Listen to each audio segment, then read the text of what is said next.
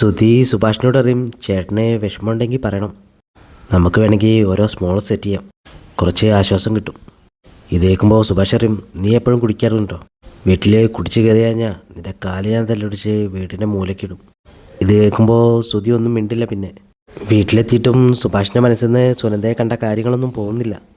അടുപ്പിലാണെങ്കിൽ ഭക്ഷണത്തിനുള്ള സാധനം വെച്ചിട്ടുണ്ട്. അത് കരിയുമ്പോൾ നിധി പറയും എന്തോ കരിഞ്ഞു മണക്കുന്നുണ്ടല്ലോ. സുധി പറയും അത് ചിലപ്പോൾ വിശന്നിട്ട് അരീഷിൻ്റെ വയറായിരിക്കും. അരീഷ് പറയും ഏട്ടത്തി എംപ്രസ് ചെയ്യാനുള്ള കോമഡിയാ. നിധി പറയും അടുക്കളയിൽ നിന്നാന്ന് പറഞ്ഞിട്ട് വേഗം അടുക്കളയിലേക്ക് പോവാണ്. നിധി പറയും ഇത് കരിഞ്ഞു പോയല്ലോ. സുഭാഷ് പറയും അയ്യോ ഞാനത് വിട്ടുപോയതാ. സുഭാഷ് അത് താഴെ ഇറക്കി വെക്കുമ്പോൾ സുധിയും ഹരീഷും നികേഷും അങ്ങോട്ട് വരും. സുഭാഷ് പറയും തോരനാ, ഞാൻ വേറെ ഉണ്ടാക്കാം.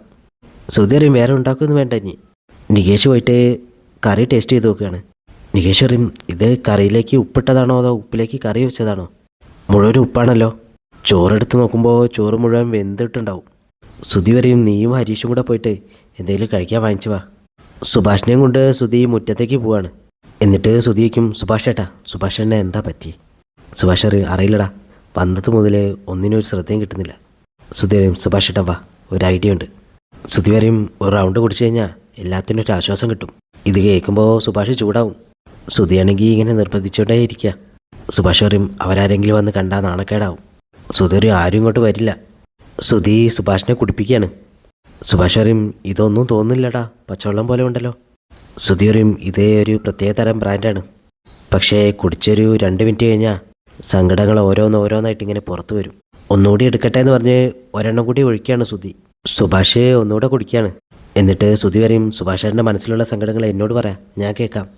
സുഭാഷ് പറയും സ്കൂളിൽ പഠിക്കുമ്പോൾ ഒരു കുട്ടിയെ എനിക്ക് ഇഷ്ടമായിരുന്നു, പറയണമെന്നൊക്കെ വിചാരിച്ചതാ. അതിനു മുമ്പേ അവർ വിടുന്ന സ്ഥലം മാറിപ്പോയി. പിന്നെ പണിക്ക് പോകാൻ തുടങ്ങുമ്പോൾ ഒരു വീട്ടിലെ പെൺകുട്ടിക്ക് എന്നോട് ഇഷ്ടമായിരുന്നു. കുറച്ച് കഴിഞ്ഞപ്പോൾ അവളെയും കാണാനില്ല. ഒരു ദിവസം കല്യാണം കഴിഞ്ഞ് ബസ് പോകുന്നത് കണ്ടു. ഇതെനിക്ക് പറ്റിയ പണിയല്ലാന്ന് എനിക്ക് മനസ്സിലായി. സുഭാഷേ പിന്നെയും കുടിക്കുകയാണ്. എന്നിട്ട് പറയും അതിനുശേഷം സുനന്ദ വന്നത്. വളരെ നല്ല കുട്ടിയാണ് അവൾ. പക്ഷേ അവളുടെ വീട്ടുകാരുടെ കാര്യം ഓർത്തപ്പോൾ ഞാനിത് അവളോട് പറഞ്ഞില്ല. അവൾക്കെന്നെ ഇഷ്ടമാണെന്ന് അറിഞ്ഞിട്ടും ഞാൻ നിങ്ങൾ പറഞ്ഞ ഓരോ വീട്ടിലും പെണ്ണ് കാണാൻ പോയി. ഓരോ തവണ കല്യാണം മുടങ്ങുമ്പോഴും ഓരോ തവണ കല്യാണം ഉറച്ചില്ലെന്ന് അറിയുമ്പോഴും അവളുടെ കണ്ണിലുണ്ടാവുന്ന തിളക്കം ഞാൻ കണ്ടതാ. അപ്പോഴൊക്കെ എൻ്റെ മനസ്സെന്നോട് പറഞ്ഞു ഇവളാണ് എൻ്റെ പെണ്ണെന്ന്. നിൻ്റെ കല്യാണ റിസപ്ഷൻ്റെ പകല അവൾ എന്നോടുള്ള ഇഷ്ടം മുഖത്ത് നോക്കി പറഞ്ഞത്. അന്നു മുതലേ എൻ്റെ മനസ്സ് മുഴുവൻ അവളായടാ. സുഭാഷ് വളരെ ഇമോഷണലായിട്ട് ഇങ്ങനെ സംസാരിക്കുകയാണ്. ഇതൊക്കെ കേട്ടിട്ട് നിധിയും ഹരീഷും നികേഷും കൂടെ പുറത്തേക്ക് വരും. നിധിയെ ചൂണ്ടിക്കാട്ടി നിധിയോട് സുഭാഷ് പറയും നിധി ഇപ്പോഴാണ് മോളുടെ പേരിന് ഒരു വിലയുണ്ടായത്. മോള് ശരിക്കും വീടിനൊരു നിധി തന്നെ. ഇങ്ങനെ ഓരോന്ന് പറയുമ്പോൾ ഹരീഷ് ചോദിക്കും എന്തിനാ ചേട്ടന് മദ്യം കൊടുത്തത്? ഇതൊന്നും ശീലമില്ലാത്ത ആളാന്ന് അറിഞ്ഞൂടെ? സുഭാഷ് പറയും നീ സുധിയെ ചീത്ത പറയല്ലേ. ഹരീഷിന് പക്ഷേ ദേഷ്യം വരും. ഹരീഷ് സുധിയോട് ചോദിക്കും എന്തിനാ ഇത് ചെയ്തത്? സുധി സുഭാഷിനെ അവിടെ ഇരുത്തിയിട്ട് അവരുടെ അടുത്തേക്ക് വരികയാണ്. എന്നിട്ട് കുപ്പി എടുത്തിട്ട് അവരോടൊക്കെ സ്മെല്ല് ചെയ്യാൻ പറയും. അവർ പറയും ഇതൊക്കെ പച്ചവെള്ളമാണല്ലോ. എന്നിട്ട് സുഭാഷ് ഏട്ടനെന്താ ഇങ്ങനെ?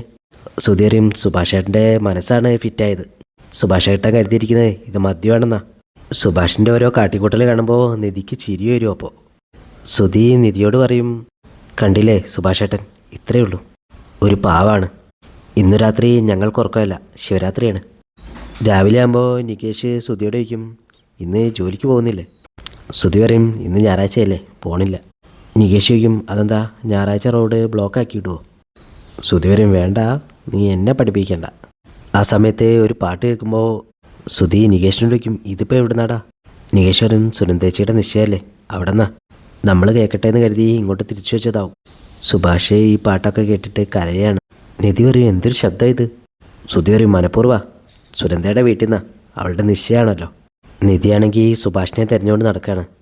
കൊലായിലെത്തുമ്പോൾ സുഭാഷ് അവിടെ ഇരിക്കുന്നത് നിധി കാണും.